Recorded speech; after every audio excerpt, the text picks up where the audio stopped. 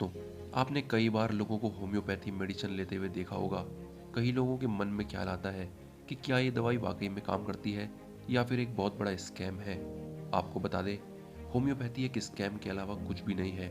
अगर आपको कोई आदमी बोलता है कि होम्योपैथी वाकई काम करती है, तो ये बकवास है, जिसे सुनने की कोई ज़रूरत नहीं है। अब आप बोलेंगे, अगर ऐसा है तो होम्योपैथी कॉलेज में क्यों पढ़ाई जाती है, और आखिर होम्योपैथी में पढ़ाया क्या जाता है, और क्यों हम इतने कड़े शब्दों में उसे नकार रहे हैं। इन सभी सवालों का जवाब आपको इस वीडियो में मिलेगा, तो बने रहिए वीडियो के अंत तक। बहुत से लोगों को लगता है कि होम्योपैथी का जन्म भारत में हुआ, जबकि ऐसा नहीं है।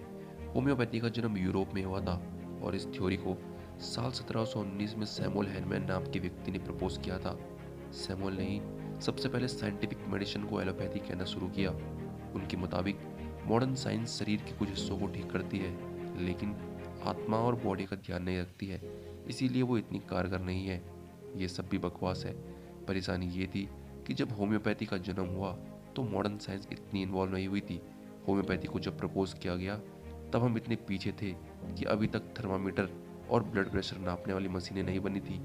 लेकिन आज के युग में होम्योपैथी की कोई ज़रूरत नहीं है। होम्योपैथी के बारे में जो दूसरी सबसे अजीब बात है, वो ये है कि होम्योपैथी को केवल एक किताब के सहारे पढ़ाया जाता है, जिसका नाम है the organ of the healing art, जिसे सैमुअल ने खुद लिखा था। इस किताब को 1810 में पब्लिश किया गया था। इस किताब में आखिरी चेंज 1842 में किया गया था। तब से लेकर आज तक होम्योपैथी में कोई नया चेंज नहीं आया है, जबकि मॉडर्न मेडिसिन में लगभग हर रोज हम नई खोज करते आ रहे हैं। आइए अब कुछ होम्योपैथी वाली दवाओं पर भी चलते हैं। होम्योपैथी के हिसाब से अगर आप एक मिक्स में 1/10 के अनुपात में नमक लें और बाकी 9/10 के अनुपात में पानी ऐड करेंगे, तो एक ऐसी दवा बनेगी जो किसी भी बीमारी का इलाज कर सकती है। इसमें भी काफ़ी लेवल आते हैं, जैसे कि आप 99/100 के अनुपात में पानी और 1/100 के अनुपात में नमक ऐड करेंगे, तो इस मिक्स को 1C पोटेंशियल वाली दवा बोला जाएगा। जो मेडिसिन आपको होम्योपैथिक डॉक्टर देते हैं, वो 200C पोटेंशियल की होती है। जबकि हम बेसिक साइंस की माने, अगर हम किसी चीज़ को इतना ज़्यादा डाइल्यूट करेंगे, तो वहाँ पर सिर्फ पानी रह जाएगा, नमक तो बचेगा ही नहीं। लेकिन होम्योपैथी के हिसाब से जितना ज़्यादा एक दवा को डाइल्यूट करेंगे, वो उतनी ज़्यादा स्ट्रॉन्ग होती जाएगी। अब मज़े की बात यह है कि होम्योपैथी दवाओं को बनाने के लिए कभी कभी अल्कोहल का इस्तेमाल भी किया जाता है। तो यानी ज़्यादा पानी ऐड करने से होम्योपैथिक मेडिसिन स्ट्रॉन्ग हो जाती है। तो इसका मतलब है कि इस लॉजिक से अल्कोहल को भी स्ट्रॉन्ग हो जाना चाहिए। पर आपने क्या कभी किसी को होम्योपैथी की दवा लेने के बाद डरली होते हुए देखा है? हमें ये बात समझनी होगी कि होम्योपैथी अपने ब्रांड में अल्टरनेटिव मेडिसिन की तरह करता है, जबकि अल्टरनेटिव मेडिसिन जैसा कुछ नहीं होता। या तो कोई दवा काम करती है या नहीं करती। आयुर्वेद को यदि हम होम्योपैथी से कंपेयर करें, तो कई सारी आयुर्वेद मेडिसिन को मॉडर्न साइंस का पार्ट बताया जाता है, क्योंकि हमारे पास इस बात का प्रूफ है कि आयुर्वेद असल में काम करता है। इसके अलावा भारत में चरक सूत्र में सर्जरी को लेकर काफ़ी कुछ लिखा गया है, और इसी चरक सूत्र के रेफरेंसेस हमें मेडिकल की किताबों में मिलते हैं।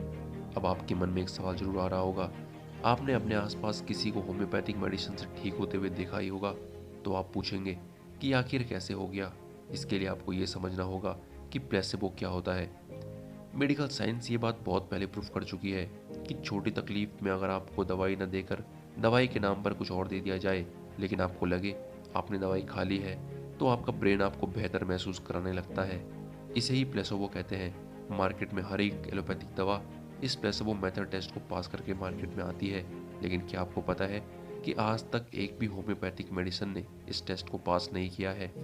अब आते हैं सबसे बड़े सवाल पर कि आखिर होम्योपैथी इतना बड़ा स्कैम है, तो क्यों सरकार ने इतने सारे होम्योपैथी इंस्टीट्यूशन को परमिशन दे रखी है? इसे क्यों कॉलेज में पढ़ाया जा रहा है? और भारत में तो सरकार का आयुष मंत्रालय भी होम्योपैथी को लेकर काफ़ी एक्साइटेड दिख रहा है। तो आखिर ऐसा क्यों है? इसके पीछे दो बड़ी वजह है, जिसमें से पहली है होम्योपैथी की फील्ड में जो लोग हैं, उनके हमेशा से ही हर देश के बड़े बड़े पॉलिटिशियन से अच्छे संबंध रहे हैं। इसी क्लोजनेस के कारण वो धीरे धीरे खुद को एक साइंस के रूप में स्टैब्लिश करने में कामयाब हुए थे। आज भी ऐसा ही चल रहा है। और आप आज भी होम्योपैथी के खिलाफ कुछ बोलें, तो कोई ना कोई टॉप ऑफिशियल आपके खिलाफ हो जाएगा और उसे डिफेंड करने आ जाएगा। होम्योपैथी की पॉपुलैरिटी की एक दूसरी वजह ये भी है, वो है उनकी मार्केटिंग और ब्रांडिंग। जैसे इनके पॉलिटिकल रिलेशन के कारण ये खुद को स्टैब्लिश कर लेते हैं, तो ये सीधे सीधे एलोपैथी पर अटैक करना शुरू कर देते हैं और उसकी बुराई करना शुरू कर देते हैं। होम्योपैथी के बारे में ये सब जानना आपके लिए बहुत ज़्यादा ज़रूरी है, क्योंकि हमारे देश में बहुत सारे लोग हैं जो अभी सीरियस प्रॉब्लम के लिए डॉक्टर के पास न जाकर होम्योपैथिक इलाज की तरफ दौड़ रहे हैं। क्या होम्योपैथिक दवाओं का कड़ा विरोध किया जाना चाहिए? आपकी इस बारे में क्या राय है? हमें कमेंट बॉक्स में ज़रूर बताएं। साथ ही वीडियो को लाइक और चैनल को सब्सक्राइब करके बेल आइकन जरूर प्रेस कीजिएगा ताकि हमारी वीडियो आप तक जल्द से जल्द पहुंच सके। तो फिलहाल के लिए हमें दीजिए इजाज़त। आपसे मुलाकात होगी अगली किसी वीडियो में। तब तक के लिए जय हिंद।